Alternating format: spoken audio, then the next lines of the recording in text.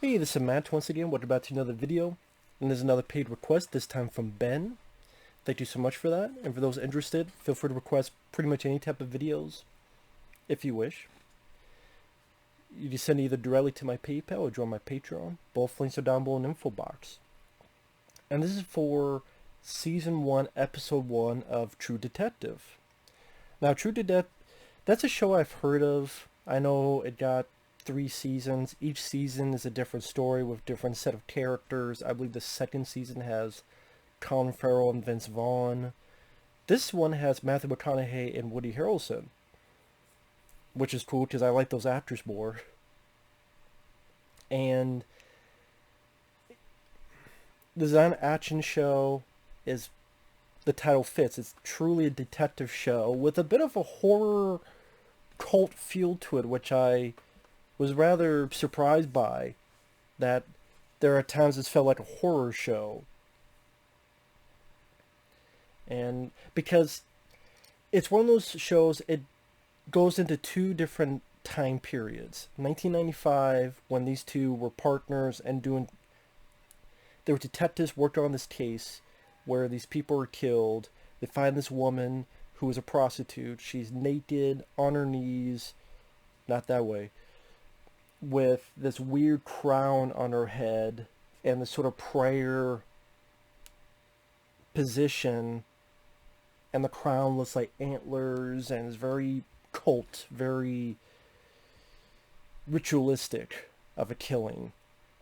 So you have their investigation also mixed in with 2012, where they stopped being partners in 2002, and now they're being questioned separately by other detectives. Hey, tell me what happened back in 95. Tell me what's going on, like what was going on at this point, at this point. And you can pretty much guess why they're doing this, and they mention at the end of the episode is because there's been another killing that's very similar to the ones in 95, and going, well, wait a minute, if you guys captured this person, how is this person killing people in today's age? And as Matthew McConaughey goes, well, then start asking the right fucking questions. The fact it goes into the two different time periods took a bit to getting used to. Because like, I'm getting into the 1995 story, and then boom, we're in the present time, and then we're back and forth. And even back, the timeline is kind of, okay, this is like a bit forward in 95, this is a bit backward 95. It took a bit to get used to. There's a part of me that went, I don't know if part of me wishes it would be more linear, but I think that could be something I'll get used to. And the pilot is called The Long Bright Dark. And what I will say I like about it, it's a well-filmed episode. It's well filmed. Looks like it'd be on a movie screen. The compositions, the cinematography, the way scenes are lit. And you have two really good actors doing their jobs well. Matthew McConaughey, you did a bit of his character where he had a kid.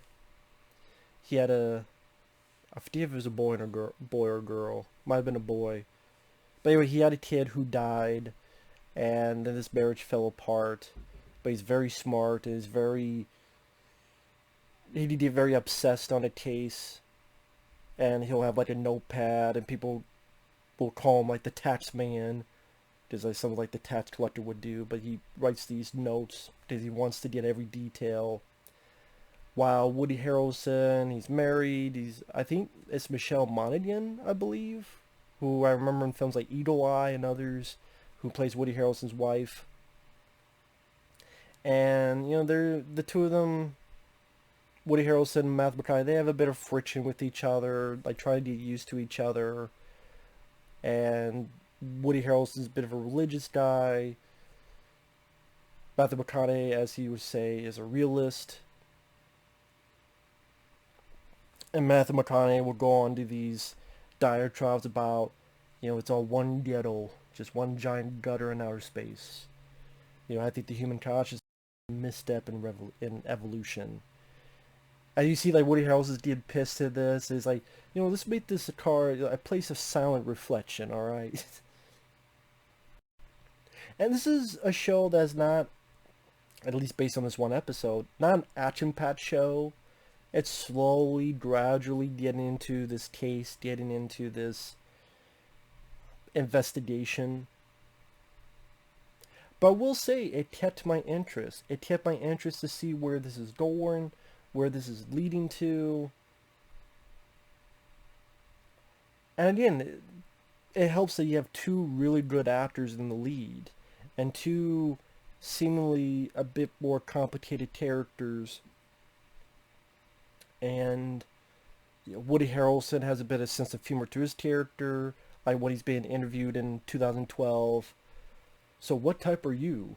And Woody Harrelson looks at the two detectives like, well, I'm just a regular type dude with a big ass dick. So, I mean, Woody Harrelson's a bit more funny, and then Matthew McConaughey's character is a bit more haunted. And also sort of the different style where you see Matthew McConaughey in the current time, and he's very beard out to here, eyes are more sunken, one in his beard, one in his cigarettes, while the 1995 is a bit more vigor, younger Matthew McConaughey. So that sort of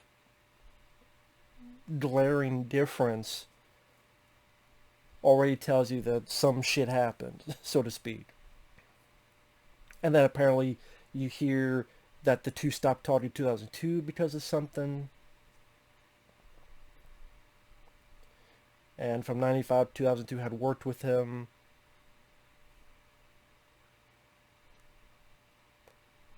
Again, it's kind of just us getting to know the characters a bit, inviting Matthew McConaughey for dinner, in which we find out what's happened to him in the past with the loss of his kid.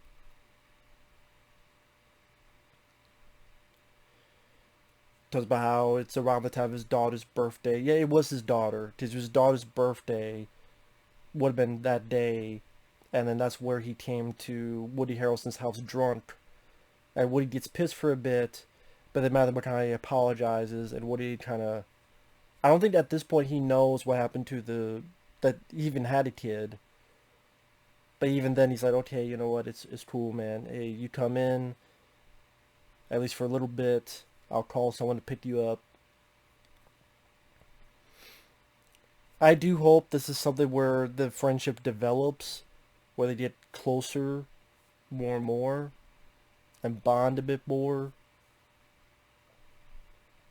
Maybe, maybe not, I don't know.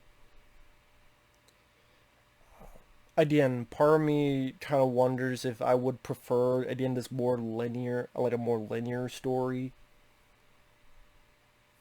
But on the flip side, to jump to 2012, it does give to this idea of, okay, well, what led up to this?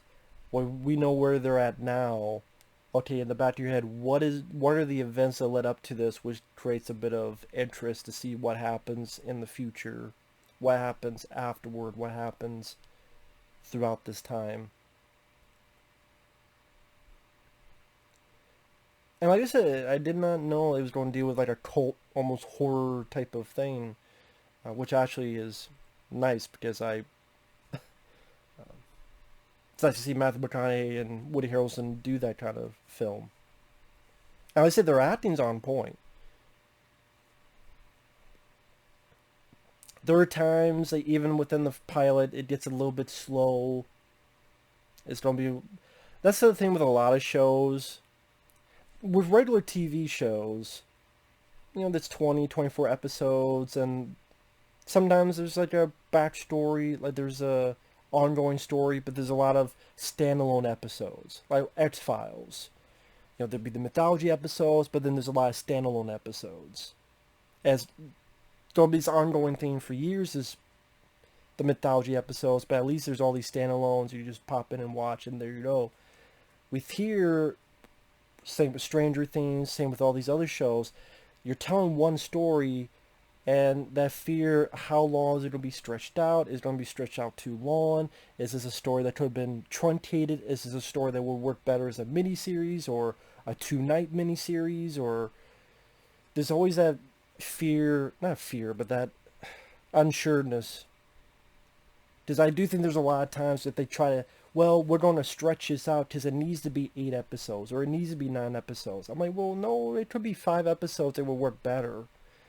So that's one of my issues with Stranger Things is Stranger Things I think would work better as a miniseries. But I would say I'm more curious about this one because this is, you know, I like the acting in Stranger Things, but this is two really good actors, and you're dealing with a case that makes me intrigued as to where this is going to go. So I would say this maybe is a bit more ball game, so to speak. So I definitely say I'm more curious about this. Sort of that Seven, David Fincher. Did David Fincher have a hand in this show? I should have looked it up. Because it feels like a David Fincher type of thing. This feels like a sequel to Seven, in a way. It's like the sequel to Seven that we didn't get. Although from what I did read up a little bit, I will admit, and it does have a not as grim ending as Seven. Because I was just curious. I'm like, oh shit, where's this leading to? And then I looked on Wikipedia. I know I cheated. I read the ending. Oh, okay. It's not, doesn't sound like a bullshit ending. All right, I know spoiler, but I'm not going to say what the details are. And I only read a little bit, like the last couple sentences. I'm like, okay, cool. Because if the ending is shit, then it's like it's not worth watching. But I mean, this was a paid request, and thanks to Ben for making it. Yeah, I overall I did like it.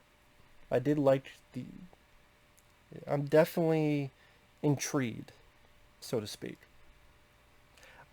I've heard that this season's really good, but then the following season is shit. I'm like, well, you got Colin Farrell and Vince Vaughn compared to Matthew McConaughey and Woody Harrelson. I could have already told you that that's going to be a step down. And I don't even despise Vince Vaughn or Colin Farrell, but they are a step down from Matthew McConaughey and Woody Harrelson, at least to me. But hey, with that said, yeah, I liked it. We'll see you guys later. Take care. Bye-bye.